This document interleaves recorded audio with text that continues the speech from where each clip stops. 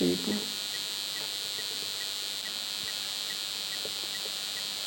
उसके बाद इस फॉर्मूले को चेंज किया गया।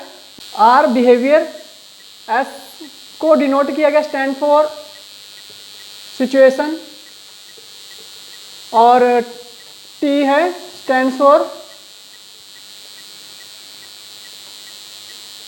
Stand for personality trait. तो ये बिहेवियर को इस तरह से उन्होंने इस इक्वेशन को जो पहली ये डेफिनेशन स्टैटिस्टिकल डिफाइन करने की कोशिश की थी, बाद में इस फॉर्मूले से डिफाइन किया उन्होंने। तो ये आप नोट कर लें, बिहेवियर को जो है स्टैंड फॉर जो सिचुएशनल और पर्सनैलिटी ट्रेट्स की जो इंटरेक्शन है उसके आधार पर ही उन्होंने व्यवहार को डिफाइन करने की कोशिश की है। तो ये नोट कर लें। उसके बाद बात आती है कि इन्वायरमेंटल और सिचुएशनल, और इसके बाद हम डायनेमिक ट्रेट की बात करते हैं। अभी हमने एबिलिटी ट्रेट्स की बात पहले कर ली थी। तो डायनेमिक ट्रेट्स हैं, 3 भागों में उन्होंने बांटा है। Attitude, erg, sentiment.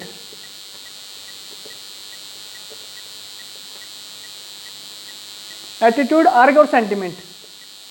एटीट्यूड को कहा कि refer to the surface trait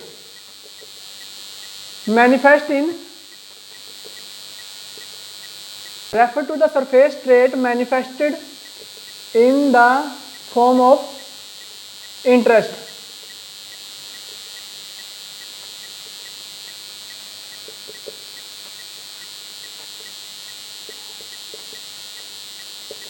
refer to the surface trait manifested in the form of interest.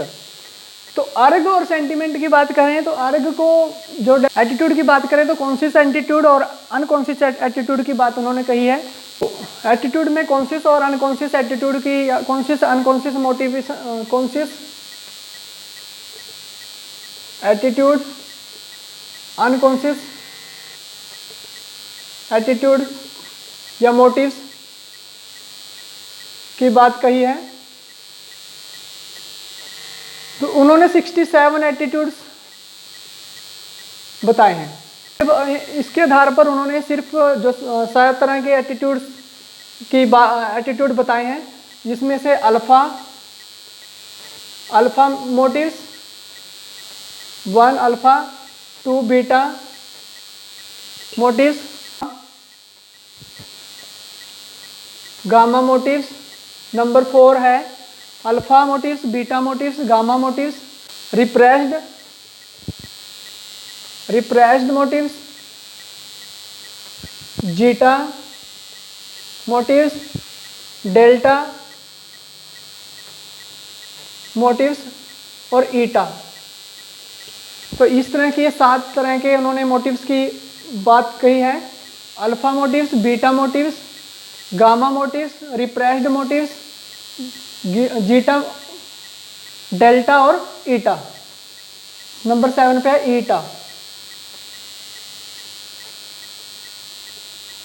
Eta motives. तो ये 7 तरह के अपने एनालिसिस के आधार पर 67 एटीट्यूड में से 7 तरह के एटीट्यूड्स के नाम हमें इस तरह से उन्होंने एक्सप्रेस किए हैं। अर्ग जो हमारी बायोलॉजिकल ड्राइव्स होती हैं, बेस्ड ऑन हेरिडिटी पर आधारित होती हैं, और ये हमारे वी कैन चेंज दी अर्ग थ्रू इन्वायरमेंटल फैक्टर के आधार पर। कुछ अर्ग हमारी चेंज हो सकती हैं, कुछ अर्ग को हम इन्वायरमेंट के हिसाब से चेंज कर सकते हैं। तो ये अर्ग के अंदर जो 10 तरह की अर्ग बताई हैं उन्होंने, नंबर 1 है hunger, sex, ग्रीगेरियसनेस,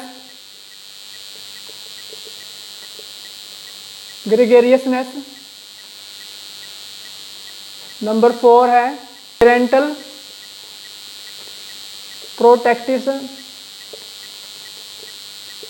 protectiveness, 5 pugnacity sadism, sadism. Number 6 narcissistic.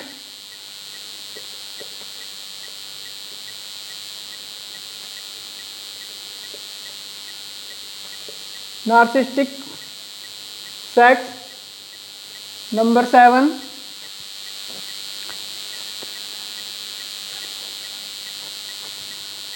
Escape.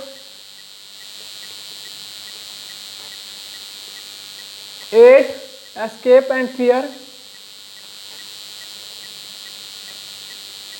Escape and fear.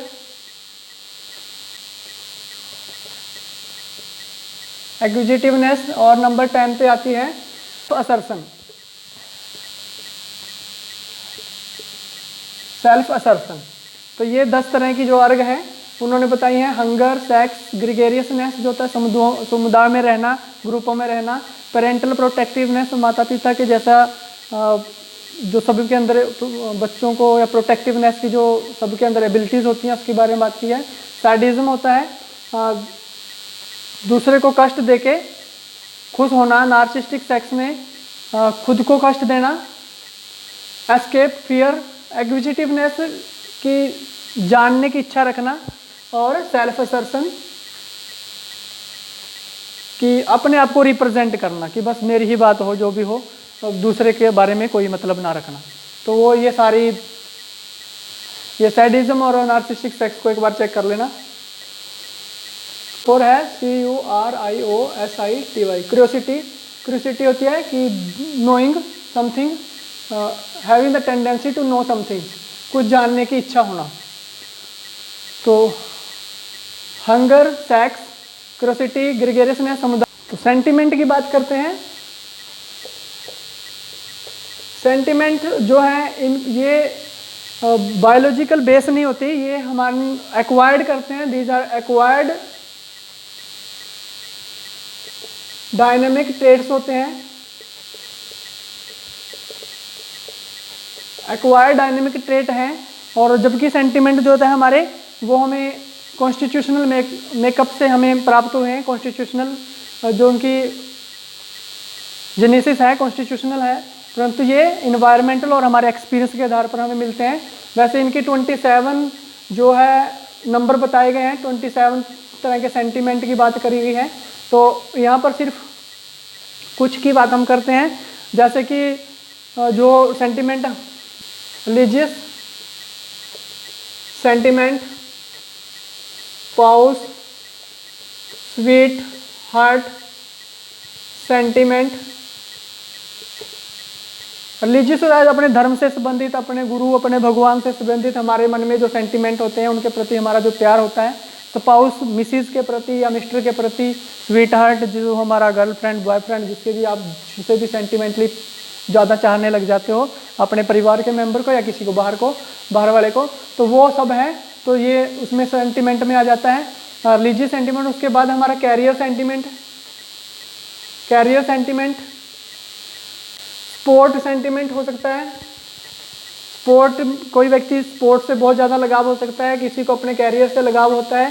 Sport sentiment, career sentiment. और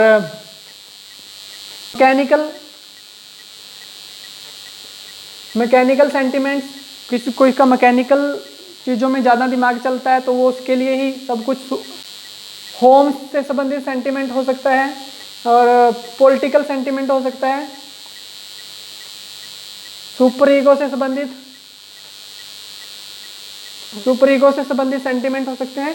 तो ये सारे सेंटिमेंट हमारे मन में जब हम किसी एक चीज़ के प्रति ज़्यादा जुड़ जाते हैं, मेंटली अटैच हो जाते हैं, उसको हम चाहे प्यार बोलें, चाहे हम लव बोलें, चाहे उसे सेंटिमेंट बोलें, एक ही बात होती है। तो सेंटिमेंटली हम जब किसी एक चीज़ को मन से करने लग जाते हैं तो फिर हमारा उसके प्रति सेंटिमेंट जुड़ जाता है।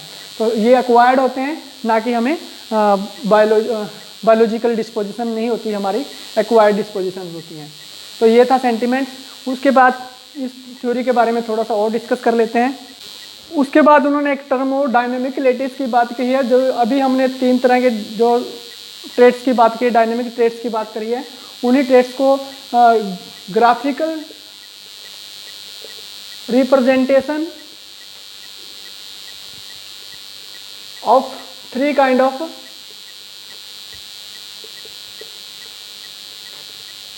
Of trait. तो अभी जो डायनेमिक ट्रेड्स की बात की उनके ग्राफिकली रिप्रेजेंट करना among three type of graphical representation among three type kind of traits. तीनों तरह के ट्रेड्स के अंदर ग्राफिकल रिप्रेजेंटेशन की बात कही को हम डायनेमिक रिलेटिव बोलते हैं। सब्सिडेशन की बात करें तो the three type of traits are